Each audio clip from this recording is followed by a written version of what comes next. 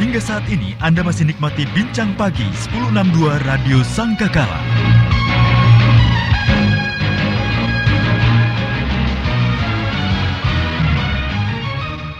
Sebelum 62 The Voice of Love, Kekasih Tuhan masih melanjutkan kebersamaan kita dalam program Bincang Pagi bersama dengan Pendeta Frans Neman, Gembala Sidang GPPS Sungai Sukacita.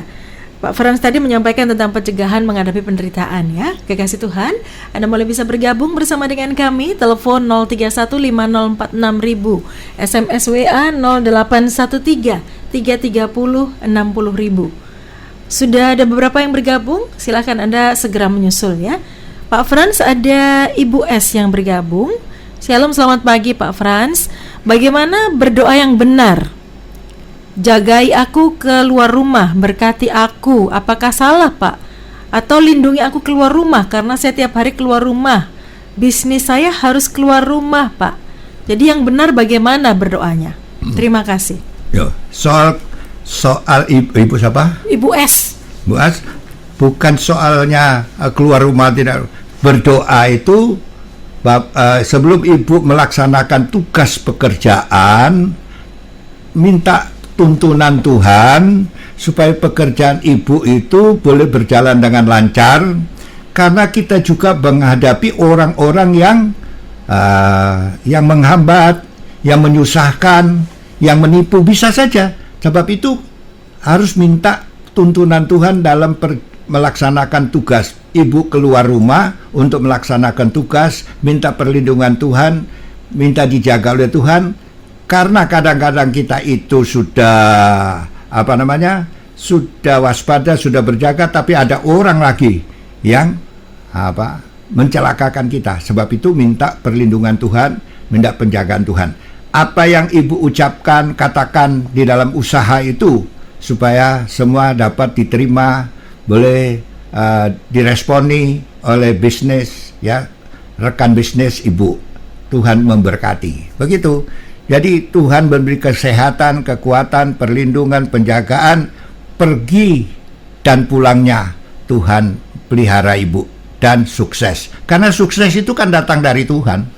Supaya ibu juga harus sukses di dalam tugas pekerjaan ibu. Begitu saja ya. Oke. Baik. Ada Pak Joshua Oscar yang bergabung. Doa dan memohon kepada Tuhan itu komunikasi satu arah. Saya harus bicara dengan Tuhan seperti saya ngobrol sama papa saya. Betulkah pernyataan seperti ini, Pak? Tuhan itu kan seperti Bapak kita, Bapak yang ada di surga. Nah, Bapak yang di surga kita mengakui Allah itu Bapak kita yang ada di surga. Ceritakan apa yang menjadi pergumulan, permasalahan kita kepada Tuhan sebagaimana anak kepada Bapak. Sebab kita seringkali kan berkata, Bapakku yang ada di surga. Supaya kita boleh, kalau mau diakui sebagai anak, baca di dalam 2 Korintus pasal 6 ya, ayat yang ke 17-18 itu 2 Korintus 6. Kalau diakui sebagai Bapak, sebagai anak. Sebab itu keluarlah kamu dari antara mereka dan pisahkanlah dirimu dari antara mereka, firman Tuhan. Janganlah menjamah apa yang najis, maka aku akan menerima kamu dan aku akan menjadi bapakmu dan kamu akan menjadi anak-anakku laki-laki dan anak-anakku perempuan. Demikianlah firman Tuhan yang Maha Kuasa. Kita tinggalkan semua kenajisan, tinggalkan semua hal-hal yang tidak berkenan kepada Tuhan.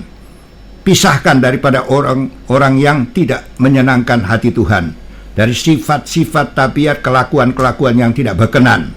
Maka disambut menjadi anak-anak Bapa di surga. Nah, baru kita berseru, Bapakku di surga. Menceritakan segala masalah pergumulan kita dengan percaya. Jadi kita berbicara kepada Tuhan itu dengan doa. Coba baca lagi di dalam Ibrani 11 ayat 6 bagian C. Ibrani 11 ayat 6,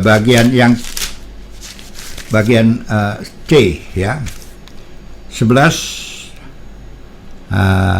situ dikatakan, tetapi tanpa iman tidak mungkin orang berkenan kepada Allah. Sebab barang siapa yang berpaling kepada Allah, atau berarti menghampiri Allah, ia harus percaya bahwa Allah ada. Artinya kalau bapak atau ibu sedang berdoa, yakin, yang waktu berlutut yakin bahwa kita ngomong-ngomong sama bapak, bukan ngomong-ngomong sama kursi, bukan ngomong-ngomong sama dinding, bukan ngomong-ngomong sama udara yang hampa. Yakin yang diajak bicara itu ada, dia adalah roh ya. Dan bahwa Allah memberi upah kepada orang yang sungguh-sungguh mencari dia. Upah itu apa? Apa yang diinginkan, apa yang dirindukan, apa yang dimaksud dalam doa itu. Kalau sakit disembuhkan, kalau ada masalah Tuhan selesaikan, ada tantangan-tantangan Tuhan beri kemenangan. Upah itu, upah yaitu apa yang sedang kita pohonkan. Usaha kita supaya berhasil, Tuhan buat berhasil. Warung, toko, restoran, apa saja yang kita itu disitukan upah, hasil daripada doa yang sungguh-sungguh mencari Tuhan berikan. Itu Pak. Oke. Baik, ke pertanyaan berikutnya Pak. Ada S di Surabaya. Shalom Pak Pendeta, Pak Frans maksudnya ya. Ya. Mau tanya Pak, apa yang dimaksud dengan Tuhan Yesus Kristus kalau makan tidak membasuh tangan saat makan, sedangkan orang Farisi membasuh tangan? Padahal yang lebih baik membasuh tangan kan Pak? Bapak kan sudah melenceng daripada apa yang kita punya perbincangkan. Ya, tidak masalah. Tetapi itu yang penting kan hati dalam pribadi kita, gitu loh. Ya itu nanti kita uraikan terlalu jauh ya. Jadi sudah melenceng daripada apa yang kita bincangkan pagi hari ini. Ya, itu kan dibaca terus. Ya, ada perikopnya konteksnya mesti dipahami ya. Iya. Oke. Baca dan itu satu mata kuliah sendiri Pak ya. Dibaca seluruhnya. Jangan cuma satu ayat itu. Nanti kontak langsung dengan Pak Frans saja ya. Baik, ke pertanyaan berikutnya Pak. Bagaimana dari Kohming di Jombang. Shalom Pak Frans, bagaimana kalau tidak ada pemasukan padahal butuh buat makan? Nah, Tuhan itulah sumber segala berkat. Tuhan itu berkata, ya. Coba baca di dalam Ulangan 28 ayat 1. Nah, ayat 1 sampai 8 itu. Nah, Ulangan terpanjang ya untuk kita baca, bahwa kalau kita sungguh-sungguh kepada Tuhan, Tuhan itu akan mengangkat kita dan memelihara kita. Ayat 8, maka diperintahkannya berkat itu datang kepadamu. Kalau kita sungguh-sungguh mencari hadirat Tuhan, Tuhan itu kan sumber berkat. Kadang-kadang yang kita tidak sangka-sangka, orang itu kasih berkat. Saya seringkali menghadapi itu. Kadang-kadang sudah kepepet. Kalau saya mau bersaksi ya terlalu banyak ya. Nah, kadang-kadang kita tidak ada ya. Tahu-tahu kok ada orang kirim berkat. Ya, diperintahkan oleh Tuhan. Orang itu diperintah oleh Tuhan seperti ya, firman Tuhan Ulangan 8 ayat yang Ulangan 28 ayat 8. Dan Tuhan tidak menghendaki kita hutang sana sini. Itu ayat yang ke-12. Engkau akan diberkati usahamu, pekerjaanmu, atau pertanianmu diberkati. Engkau akan memberi pinjaman kepada banyak orang, tapi engkau tidak usah minta pinjaman, tidak usah pinjam sana sini. Tuhan perintahkan berkat. Tunggu. Seperti dikatakan di dalam Roma 12 ayat 12. Bersukacita dalam pengharapan. Ibu berdoa itu sambil berharap, yakin, sukacita. Nanti ada berkat yang kita tidak sangka juga. Itu yang saya alami. Ya, saya alami juga Pak. Iya. Jadi kita bersukacita, sudah berdoa. Makanya saya tadi katakan, kalau berdoa, amin. Amin iman atau amin mikir. Gitu. Amin iman, nyanyi. Kita tidak tahu dari mana datangnya berkat itu. Karena ada tulis juga Alkitab dalam 1 Korintus 2 ayat 9. Apa yang belum pernah dilihat mata, belum timbul dari hati, belum dipikirkan, diperintahkan oleh Tuhan, datang berkat bagi orang yang mengasihi Tuhan. Ibu harus mengasihi Tuhan betul-betul, maka Tuhan akan mengasihi ibu, diberkati ibu. Amin. Oke. Baik, berikutnya ada Ibu F yang bergabung. Shalom Pak Frans. Bagaimana menghadapi anak usia dewasa yang keras hati dan sulit terima nasihat? Diperlakukan keras salah, diperlakukan lembut kurang ajar. Sejak kecil anak ini bikin saya pendek umur, Pak. Mohon diberi solusi. Terima kasih Tuhan Yesus. Banyak sekali yang kita hadapi itu. Solusinya, ibu tidak usah terlalu paksa, keras hati kepada dia. Coba ya, ibu, saya juga kan punya anak dulu juga. Ya, anak-anak sekarang itu berbeda dengan anak-anak dulu. Dulu anak-anak takut orang tua.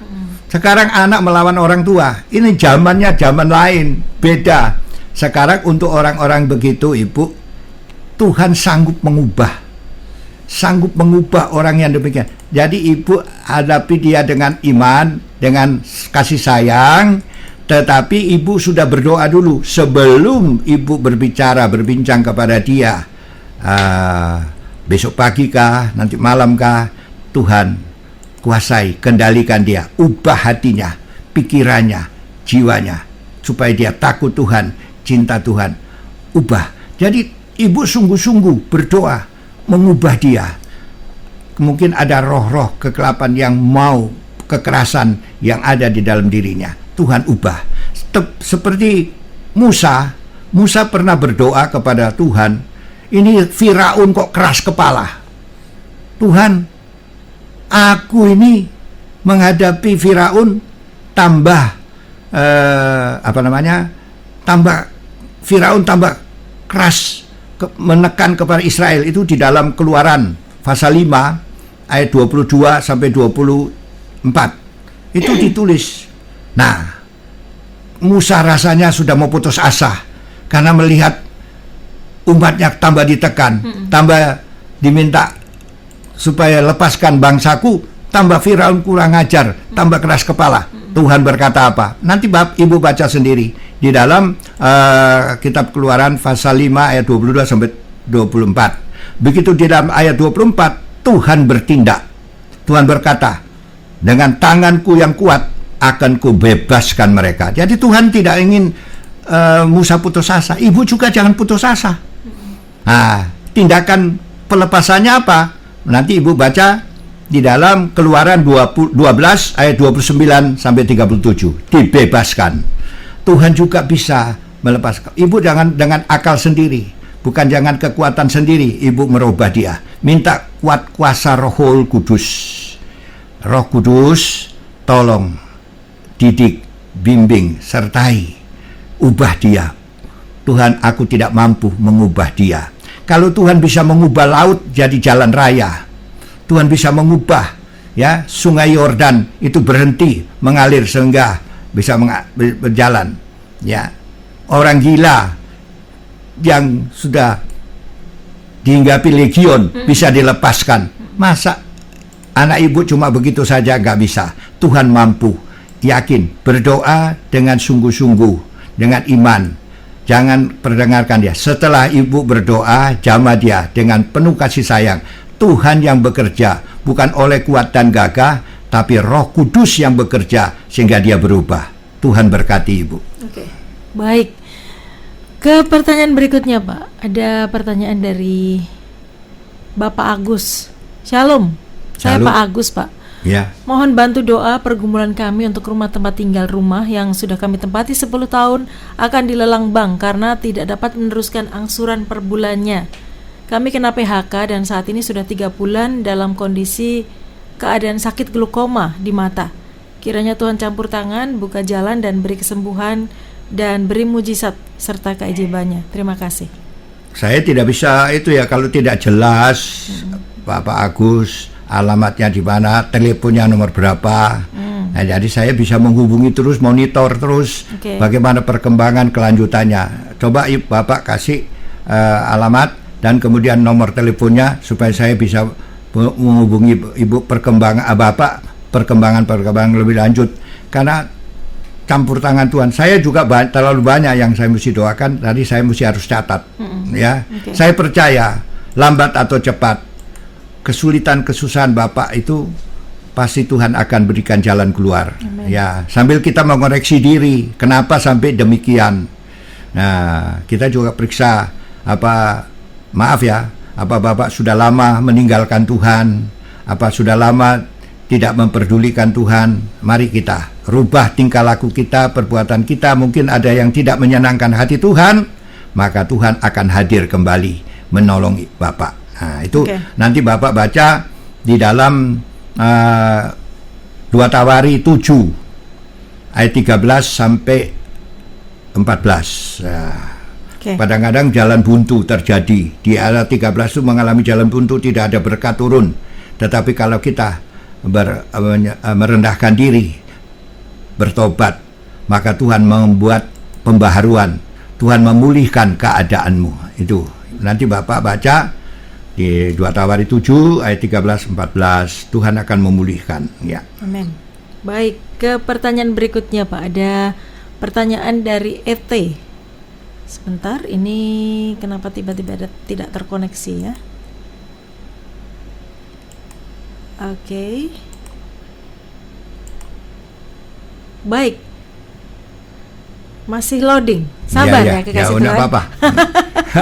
Gini nih kalau pakai Firman Tuhan adalah jawaban semuanya. Amin, amin. Baik, kekasih Tuhan, saya masih menantikan ini koneksi untuk ke pertanyaan berikutnya. Sabar ya, kami akan kembali ke ruang dengan Anda sesaat lagi.